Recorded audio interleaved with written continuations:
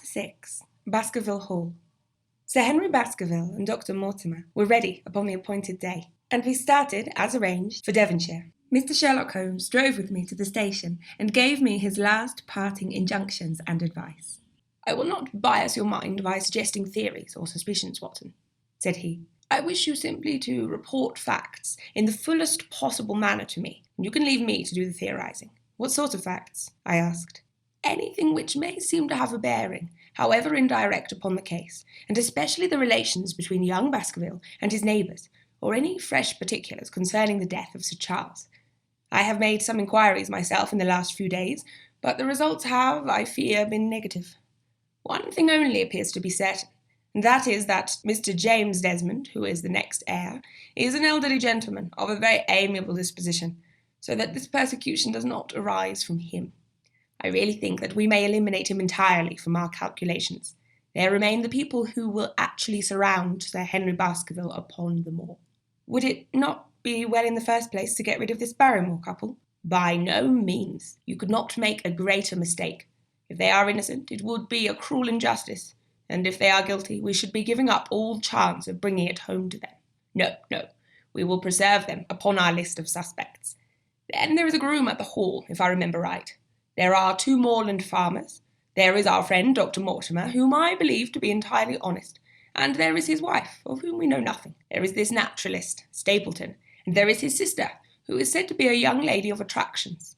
There is Mr. Frankland of Laughter Hall, who is also an unknown factor. There are 1 or 2 other neighbours. These are the folk who must be your very special study." "I will do my best." "You have arms, I suppose?" "Yes, I thought it as well to take them." "Most certainly.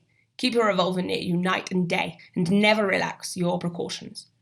Our friends had already secured a first-class carriage, and were waiting for us upon the platform. "No, we have no news of any kind," said Dr. Mortimer in answer to my friend's questions. "I can swear to one thing, and that is that we have not been shadowed during the last 2 days. We have never gone out without keeping a sharp watch, and no one could have escaped our notice." "You have always kept together, I presume?" "Except yesterday afternoon. I usually give up one day to pure amusement when I come to town, so I spent it at the museum of the College of Surgeons." "And I went to look at the folk in the park," said Baskerville. "But we had no trouble of any kind." "It was imprudent, all the same," said Holmes, shaking his head and looking very grave. "I beg, Sir Henry, that you will not go about alone. Some great misfortune will befall you if you do so.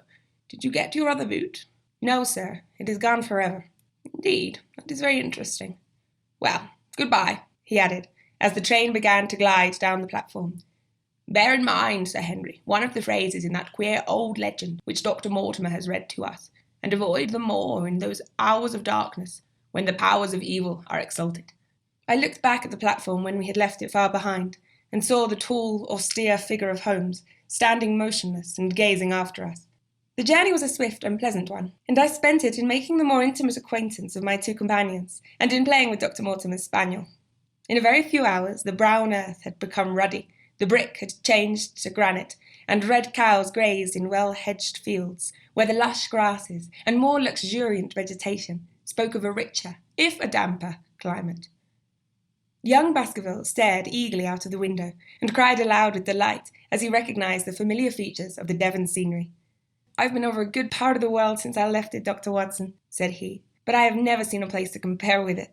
"I never saw a Devonshire man who did not swear by his county," I remarked. "It depends upon the breed of men quite as much as on the county," said Dr. Mortimer.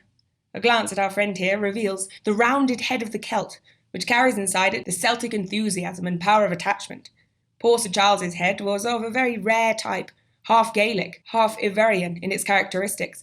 But you were very young when you last saw Baskerville Hall, were you not?" "I was a boy in my teens at the time of my father's death, and had never seen the Hall, for he lived in a little cottage on the south coast. Thence I went straight to a friend in America. I tell you it is all as new to me as it is to Dr. Watson, and I'm as keen as possible to see the moor." "Are you? Then your wish is easily granted, for there is your first sight of the moor," said Dr. Mortimer, pointing out to the carriage window. Over the green squares of the fields and the low curve of a wood there stood in the distance a grey, melancholy hill, with a strange, jagged summit, dim and vague in the distance, like some fantastic landscape in a dream.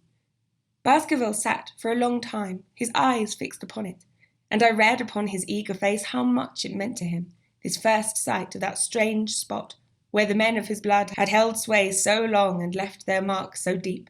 There he sat, with his tweed suit and his American accent, in the corner of a prosaic railway carriage, and yet, as I looked at his dark and expressive face, I felt more than ever how true a descendant he was of that long line of high-blooded, fiery, and masterful men. There were pride, valour, and strength in his thick brows, his sensitive nostrils, and his large hazel eyes. If on that forbidding moor a difficult and dangerous quest should lie before us, this was at least a comrade for whom one might venture to take a risk with the certainty that he would bravely share it. The train pulled up at a small wayside station, and we all descended. Outside, beyond the low white fence, a wagonette with a pair of cobs was waiting. Our coming was evidently a great event, for station master and porters clustered round us to carry out our luggage. It was a sweet, simple country spot, but I was surprised to observe that by the gate there stood 2 soldierly men in dark uniforms, who leaned upon their short rifles and glanced keenly at us as we passed. The coachman, a hard-faced, gnarled little fellow, saluted Sir Henry Baskerville, and in a few minutes we were flying swiftly down the broad white road. Rolling pasture lands curved upward on either side of us, and old gabled houses peeped out from amid the thick green foliage. But behind the peaceful and sunlit countryside there rose ever, dark against the evening sky, the long, gloomy curve of the moor, broken by the jagged and sinister hills. The wagonette swung round into a side road, and we curved upwards through deep lanes worn by centuries of wheels, high banks on either side, heavy with dripping moss and fleshy hart's-tongue ferns. Bronzing bracken and molten bramble gleamed in the light of the sinking sun. Still, steadily rising, we passed over a narrow granite bridge and skirted a noisy stream which gushed swiftly down, foaming and roaring amid the grey boulders. Both road and stream wound up through a valley dense with scrub oak and fir. At every turn, Baskerville gave an exclamation of delight, looking eagerly about him and asking countless questions. To his eyes, all seemed beautiful, but to me a tinge of melancholy lay upon the countryside, which bore so clearly the mark of the waning year. Yellow leaves carpeted the lanes and fluttered down upon us as we passed.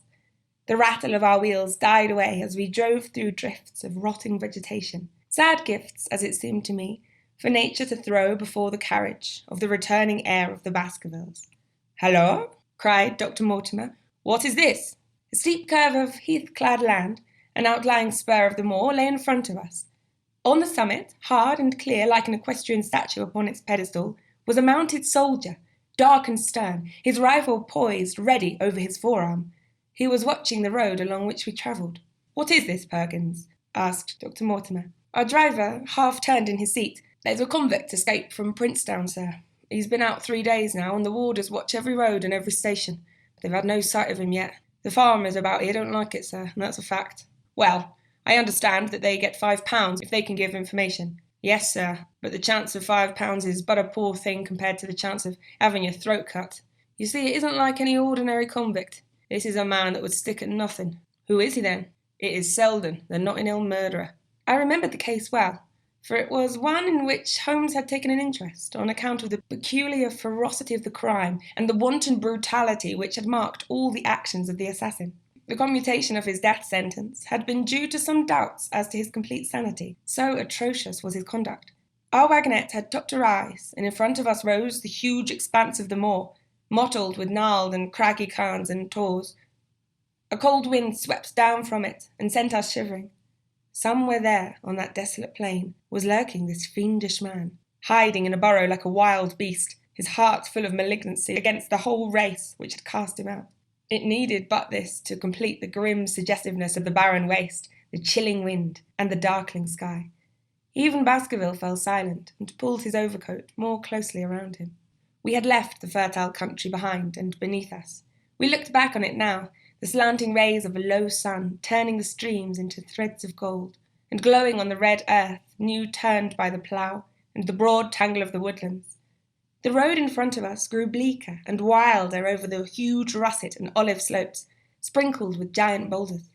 Now and then we passed a moorland cottage, walled and roofed with stone, with no creeper to break its harsh outline.